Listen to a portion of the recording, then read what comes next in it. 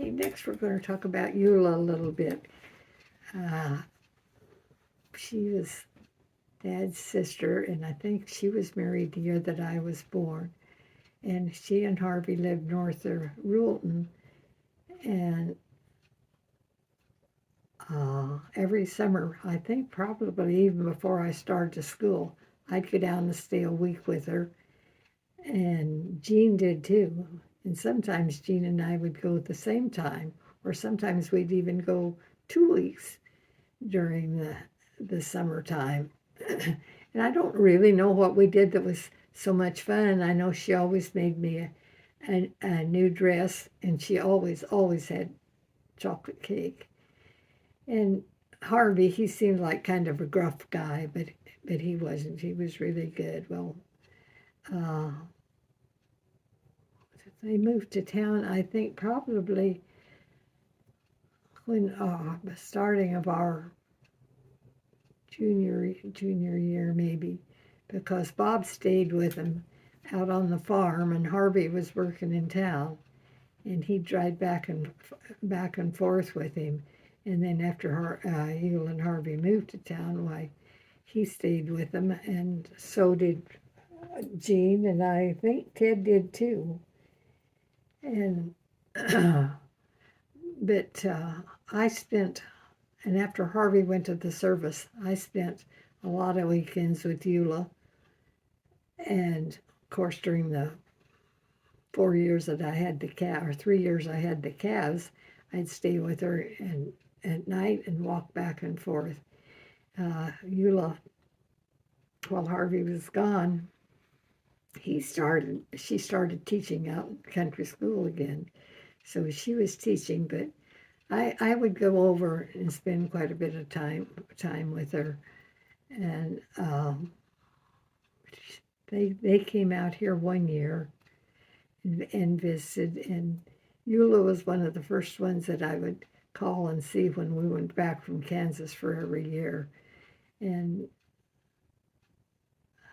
she and Mother were in the same assisted care living, and then later she and Mother were in the same hospital room, and Eula lived to be over, well, I don't know if she lived longer than Mother. Mother was almost 102, and I think Eula was closer. Maybe she did hit 102. But the thing that I remember most was that if I ever had anything to talk about or worried about something or thought I was going to get in trouble with something about grades or something, why, Eula was always the one that I went to. Okay, this harvest crew was there for dinner, and like I said, they ate a lot. And the women had already fixed like mashed potatoes and gravy, and I don't know, coleslaw and a salad, and always homemade bread and pies. So you know what I could have done. Well, anyway, when Kenny was running the crew, I would get up and do the chores in the morning because he had to leave, and then again in the evening. And so as harvest time was a busy time, everybody was anxious to see it come and anxious to see it go, because so many things could happen right before there. We talked about the storms. It could hail it out right away. One year we had a corn crop, and they said it was probably the best in the area, and it was just getting ready for the corn to set on, and a hailstorm came. And after the storm was over, we drove down there at the rows of corn. You could never tell there was a cornfield there. It had hailed it so deep that there wasn't, it pounded it into the ground, and hail was about 4 or 5 inches up on the telephone poles. That was one of the storms that could come at any time. And another thing Dad tells about was they had got hailed out first, and There was the only thing that they had, or anyway, they didn't have a wheat crop. And all they had was Russian thistle. And I know that they planned, the cows ate those. Well, he said army worms came in one day and ate all the Russian thistles. There was nothing left but just the stalks. And this happened, I guess, in one day. So I know that there were people that moved from the farm to town during these late 30s, and some of them moved to Denver. And some of them, of course, had left when the dirt storms were there. So harvest was a hard time in lots of ways. And oh, I didn't tell about the corn. The corn sheller would come in the fall, and this corn had been out in a corn bin because it could stay outdoors. And the sheller would come, and I don't know just how it worked anymore either, but that's where you got your corn cobs, and there was always husks from the corn there, and that was fun to play in for 2 or 3 days. But then the corn was hauled, and it was also put in a granary. And I don't know just when that Dad quit using the granary, but later the wheat was hauled to Canarita to the Equity Building. Show the cattle and take cows and take care of them and so on. And we had to keep track of the grain we fed, the hours put in, and so on. And granted, I probably bought the cheapest grain that was ever sold, but at least it was sold. And I never ever attended an auction. Dad always took my cows. I never ever went to any of them.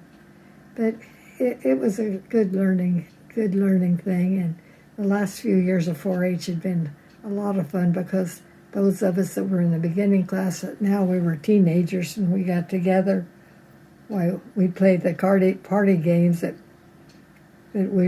some of us were going to. And so it was a good time. And I'll always remember the motto was to make the best better. And we had a pledge your hand to better service, your head to better thinking, your heart to greater loyalty, and yourself. And I can't remember what you pledged yourself for. But anyhow, it was a good time. Mother had been a good leader, and if you didn't learn to sew, why, that was your own fault. Joanne followed with a cow and a calf project, and Larry Bill bought her cow from her when she reached 17. So we had, and they were registered, and she was a mean cow, and Joanne and Larry Bill both got a lot of ribbons for her. And I don't know whatever happened to her, but I'm sure and Jay helped Joanne a lot with her. And as far as they were concerned, I think they were just as soon she was butchered, but I don't know what happened to that one. But I do know what happened to all of mine. And like I say, we were all teenagers at this time, so there was a bunch of us quit.